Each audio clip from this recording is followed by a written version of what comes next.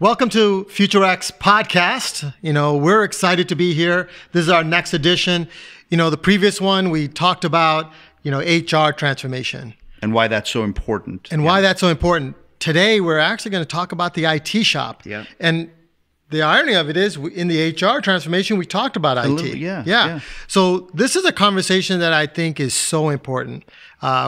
We've had a couple conversations around IT because I come from a background of putting in student systems, and the way that schools operate is just maybe not as transformational as it needs to be. So when we think about the four transformations, the second one right now is the IT shop. The role, I think you and I should unpack it for everyone through the lens of the role of the IT shop in a school has to transform. In other words, if I'm not in the IT shop, if I'm any other part of the college, I'm going to have to look at IT completely differently. And that's the financial budgeting side, the provost side, the president, chancellor side, the board side. You have to, there's a moving of IT from the back of the bus to the driver's seat that has to happen. So this is really important because right now, those departments, those areas, the provost, the academics, the student services, even the presidents, they basically throw things to IT and say, I need something done. Yeah. And IT is just basically trying to do it as best as they can, but they don't understand the strategy. They don't understand the outcome. And so they paint the wall based on what was asked of the wall to be painted, as opposed to saying to them, we need a whole new set of walls here. We need a new set of plumbing here to do the things that you want to do. And hey, we're IT. The innovations in market are really innovative. What do you really want to do? Yeah. Because even those four areas, their mindset is still what they do today. Yes. So IT needs to be able to come and say, imagine if you could do this. Yeah, exactly. I think you're spot on, Matt. I mean, think about this. We're hearing a lot about digital transformation, right? And every industry is being transformed. You've got, blockchain coming to reinvent the internet. You've got all these technologies coming. If that is all true, then technology becomes the leading engine of a college. Yep. Yes, we can argue that the academic side is the leading and I would argue that the academic side of your school, unless you're an R1, the academic side of your school is quickly becoming table stake to the consumer. It's all vanilla. You have an engineering course, they have an engineering course. Yeah, there's some rankings of your engineering course being better than their engineering course, but people aren't even believing the rankings anymore. We've talked about that. So to a consumer, what's going to attract them to your school? Your professors? I don't think so. Your courses? Maybe. But an Amazon-like experience, an Uber-like experience in the registration, in the student experience, that's what they're going to be drawn to. Who's going to deliver that? Technology. So can you afford to have technology in the backseat, like you said, hearing about the strategy and then having to respond, or should technology really be leading the strategy and having a seat at the table to say, here's what's possible? The reality of it is the playbook that they are on now is HR says, I have a problem, which is I got to manage my benefits, I got to manage my people and so forth. And what does Go find me software. Go find me a software. Yep. As opposed to sitting in a room and saying, how is my experience for my employees? Yes. How do I think about benefits differently? How do I think about, managing my vacations in a proactive way? That requires you reimagining that HR department, but you need IT to be in that shop at the table, thinking about, hey, the innovations out there are this. Yes. Would you be open to doing that in the policy and the procedures and the practices that need to get changed? The reason that we put in SISs and no one ever sees any value afterwards is because they repeated the same thing over in $1 million investment when they didn't stop and say, what is the future of a registrar's office? What is the future of that admissions applications? What is the future of financial aid? What is the future of graduation and then being able to maintain them as an alumni? Right now, we just paved the old world. And what I'm saying to IT leaders is start to become strategic. Yes. Because right now, there's two types of IT. the ones that keep the lights on, and they're underwater most of the time. And because they're underwater, they can't think in a strategic way. They're not even getting exposed to the innovations that their colleagues in other industries are. So a IT side of higher ed is actually having an old mindset in the way that they operate internally. Yep, because of their limited situation. And this next thing I'm going to say is for every president, every chancellor, every board member, and every CFO. Most IT departments are under-resourced, understaffed, and under-competencied to have any chance to meet the needs of the digital transformation. Now, there may be a few exceptions of schools that have really invested and staffed up and built really robust IT departments. And to your point, there's a part of that department that's keeping the lights on and break fix and installing computer software and fixing bugs and login issues. That's the lights on stuff. But there's a completely different group charged with innovation and creation and really solving the problems of the school. That group of people can't be the same group of people doing break fix. The group of people who are doing the innovation have to have the time and the freedom to go sit down with HR and go, okay, so wait, how many professors do we have between full-time and adjunct? That many? And you're doing paper contracts with them? There's this thing called blockchain. There's a smart contract. A single click on two sides, contract signed, done. No paperwork, no documentation, none of it. See, IT has to be able to go look into things like blockchain and all its different uses and then bring those solutions back.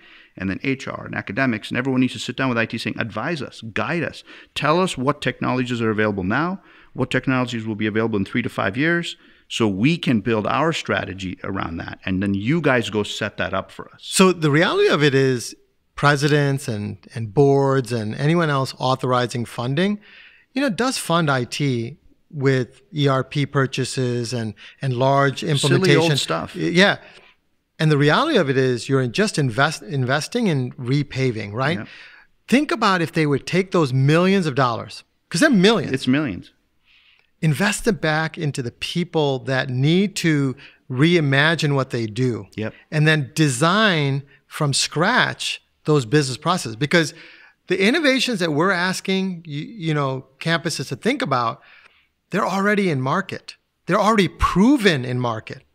Getting the integration and getting the front layers, integrated, those are much less costly than bringing in consultants for 18 months or 24 months. So think about it. Even when you invest millions of dollars in 24 months, you're still doing the same thing. Yep. And you just wasted that much amount of money. The reality of it is before you even do that, invest in the people and the strategies first. Yes. Identify the stacks that are available. And I believe the vendors in the market will pivot in a lot of different ways to allow you to become much more strategic with them. Because right now, and I had a vendor in one of our FutureX think spaces say, well, we do what our clients want.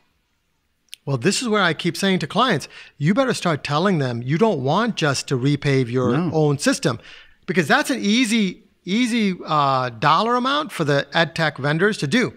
What you want from these vendors is to be, what is the next generation? What is the future of financial aid? Yep. What is the future of processing admissions in a much different way? I think until we have leaders at presidents and say, why are we spending that many millions of dollars? And what will I have in 24 hours? Am I just digitizing paperwork? Yeah. Or am I transforming that experience that my students have, that my employees have, that my alumni have, that my parents have, that my 8th grader that isn't even here can actually get exposed to? And none of that is possible if you've got an overwhelmed tech shop doing break fix that's understaffed, underutilized, resourced, and under competencied for the future, right? Here's a thought. Digital transformation in higher ed is less about what technology you need and more about what talent you can recruit and retain. It's about the people. And schools need to start investing heavily in figuring out how to attract top tech talent, giving them the opportunity to innovate and create, and then letting them lead your school into the future. If you keep IT in the back room going, hey, we'll let you know when we need you, you're already making yourself more than obsolete. You're positioning yourself for unsustainability. But if you can bring the right people on your team and let them be part of the leadership, you can build the type of brand that the new buyer is drawn to, wants to be part of, because they feel like when they walk into Starbucks and everything just seems to work right, feels very similar to when they walk into the bookstore and everything starts to feel right. Only great technologists can help you design that. But Joe, we sit with many different type of clients in the IT shop and even in the departments.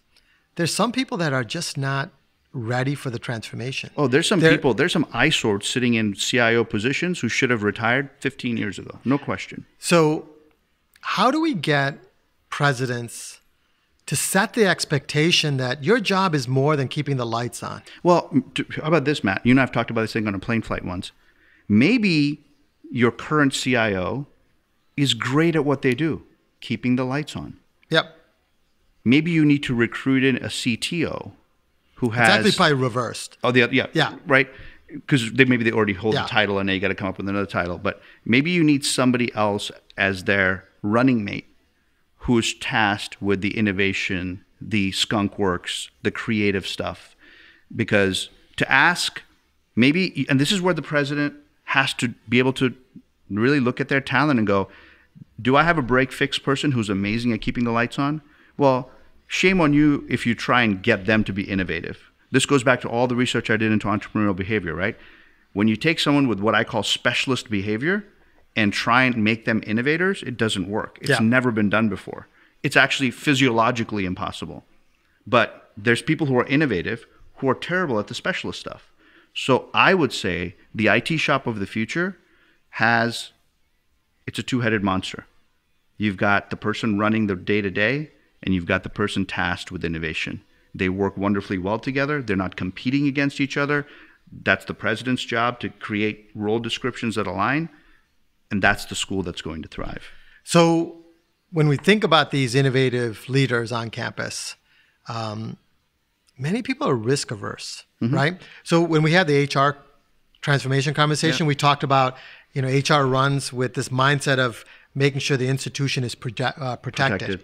In IT, that's the same case, right? Cybersecurity. Yeah. Oh, yeah. There's a lot on on that technology leader's mind. They've got a full plate. They got a full plate. So we need to make sure that we understand that IT has to play that role of securing data, securing their campus. Those are important elements. But we also believe that while those folks are doing that the innovative minds are working with the departments. Yes. And some of it is championing them to do it. And the other element of it is IT has to introduce micro innovations so that campuses recognize the value in moving to an innovation. Because right now, I think a lot of times everyone thinks it's a revolution. We're going to go into $5 million. No, you don't need to go to blockchain with everything. Start with your incremental evolution. I'll give you an example though, right? Because people may be going, well, Matt, give us an example of a micro innovation, right? So if on one side the expectation is anytime we go make a software implementation or purchase, it's millions of dollars. There was a school in Miami, I think, where, what was it, a $20,000, $30,000 investment? And they were able to completely automate their entire transcript process. Yeah. So that's a micro innovation, right? IT and a department had a conversation about a frustration. There was an innovative idea that was brought in, a solution brought. Within 6 weeks, it was live, and hundreds of man hours a month are saved. Micro innovation. It shows, wow, that's one. What if we could do 5? What if we could do 50? Everyone on campus is like, do that to me. Yeah, I want that in my department. I want that in my department. So that was a transcript automation, but now financial aid is like, can I be next? I got some issues. But see, that's the power of a well-resourced. See, hopefully every CIO listening to this is cheering for us right now when we say they're under-resourced now. The reality is a well-funded IT department can have both groups of people. The people who are going as problem solvers and not even problem solvers, saying, hey, did you know this is available? Tell me about your department. Tell me about your frustrations. Let me go away and come back to you with some ideas. The ability to do that is separate from, oh, really? 4 of your computers are down and we need to order new monitors? Okay, that's a different part of the house. And those computers are outdated in a year. 2 years, right? So you're actually having them focus on things that are going to get outdated, whereas business strategy and practices are ongoing, continuous drivers for transformation on a campus. And that's where I think the innovative campuses are really going to take hold. So let's recap. A school's ability to attract and retain top-level technology talent is not only mission critical, but it's directly proportional to that school's sustainability 5 years from now. If you keep an old school tech shop and expect to be thriving in 5 years, you've got another thing coming. You got to see the future and go find top level people and put the funding in place to hire them, retain them, and keep them on board, right? Because the role of the IT shop is going to transform. It can no longer be in the back corner in the closet, so to speak. Yep. It's got to be brought and given a seat at the table to drive the strategy of the school moving forward. But that's impossible today because most IT shops are under-resourced, understaffed, and in many cases under-competencied. In other words, you got good people who haven't been upskilled in a while. Those investments have to be made now. And the digital transformation in higher ed is less about what tech you're looking at buying, but more about the quality of people you recruit and retain today to set you up for 5 years from now. I would say if campuses would reverse the investment of technology and invest it in the people. The best ROI right now. Best ROI, because those people will then tell you the right technology to actually buy. And they will save you millions of dollars in dumb projects, stupid purchases, failed implementations, and all those things. But they have to have the seat with the functional groups, understanding what is the future of admissions, what is the future of HR, what's the future of student financials, right? That's where the shift has to happen. You have to start to compensate people and give them the ability to have a little bit of leeway. Take a risk. Yeah. Allow them to fail a little bit. Invest in that. Because if you enable people to say, hey, I'm going to go innovate the financial aid department, which is probably more complex than most places, but man, there are probably things that could be easily done where things could get automated very fast, where you start to then say, hey, my service to a student is much faster because I could help them with financial aid. I could drive their, financial vision towards their graduation much faster, right? There's so many of those things that are really driving us as we go forward. And you can see now how transformation number 2, the idea that there's a digital transformation, there's a transformation needed in the tech shop, how it aligns with the transformation needed in HR. Because if you just go and try and transform your tech shop, but HR is old school, institution-centric status quo, won't work. Yeah. They both have to be happening to some extent concurrently or as part of a larger strategy. There's 2 more transformations needed, but these 2 need one another. As we close out, I'd like to say, the best way of really thinking about this is the IT shop of the future should not be the IT shop of the past. Correct. We have to start thinking about the people within that IT shop, invest in them first. They then themselves will identify the right technologies to drive your transformation. And that will then enable them to be a part of the innovative thinkers on campus who really will be the catalyst to transform those campuses as we go forward. Yeah. So thanks for joining us on this edition. We'll see you on the next one.